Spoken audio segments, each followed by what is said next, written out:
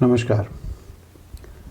आज हम एक ऐसे विषय पर चर्चा करेंगे जिसका औषध निर्माण से बहुत ज़्यादा कोई लेना देना नहीं है, चूँकि जिन लोगों के पास में लाइसेंस है या जो लोग लाइसेंस के लिए अप्लाई कर रहे हैं वो इस चीज़ से वाकिफ़ होते हैं। अब एक जनमानस का सवाल है और उनकी बहुत सारी क्वेरीज आती हैं कि हमें ये कैसे पता लगेगा कि ये औषधि जो हम ले रहे हैं तो वो आयुर्वेदिक है। तो इसके लिए बड़ा सिंपल सा सॉल्यूशन है कि जितनी भी आयुर्वेद की औषधियाँ बनती हैं उन पर एक लेबल क्लेम का एक प्रोविज़न है कि लेबल पर आप ये चीज़ें निश्चित रूप से लिखेंगे। तो जैसे सबसे पहले उस पर लिखना अनिवार्य होता है एन आयुर्वेदिक प्रोप्राइटरी मेडिसिन, अगर वो अनुभूत योग है, या एन आयुर्वेदिक क्लासिकल मेडिसिन, अगर वो क्लासिकल मेडिसिन के रूप में बनी है। तो एक मोटा सा एग्जांपल मैं दे सकता हूँ कि क्लासिकल मेडिसिन का मतलब है कि जैसे च्यवनप्राश, ये क्लासिकल मेडिसिन है। तो इसके अलावा जब आप उस पैकेट को लेंगे या उस पैकेज को लेंगे तो उसको आप घुमाएंगे, तो घुमाने के बाद में आपको एक जगह मैन्युफैक्चरिंग डिटेल्स होंगी, नेम ऑफ द मैन्युफैक्चरर होगा, उसके बाद में मैन्युफैक्चरिंग लाइसेंस नंबर होगा। तो उस मैन्युफैक्चरिंग लाइसेंस नंबर को अगर ध्यान से देखा जाएगा तो आयुर्वेद की अगर वो औषधि है तो जो लाइसेंस नंबर है वो एक अल्फा न्यूमेरिकल नंबर होता है यूजुअली। तो उसमें पहले AY, ISM, आयुष ऐसे कुछ शब्द लिखे होंगे और उसके बाद में उसका नंबर होगा। तो ये शो होता है कि ये आयुर्वेदिक लाइसेंस पर बना है।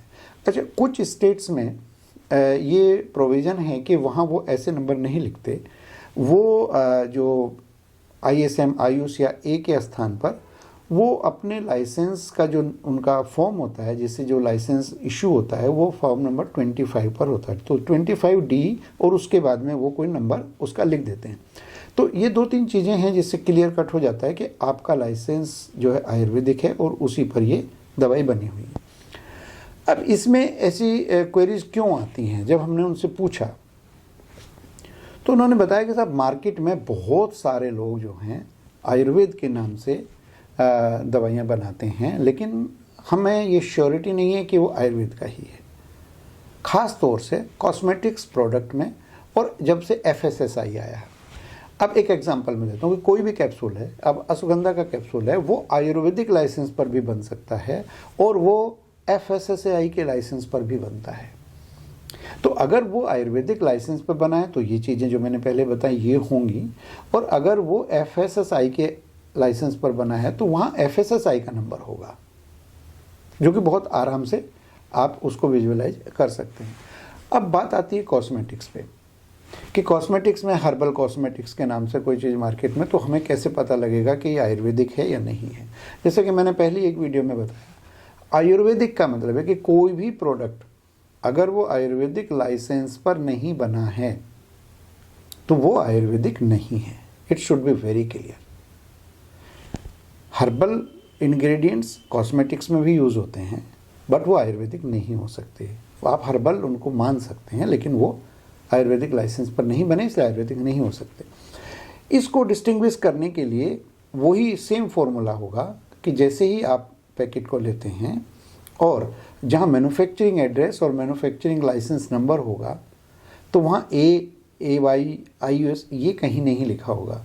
उसमें डेफिनेटली 2 वर्ड्स यूज़ होते हैं, आइदर C और COS।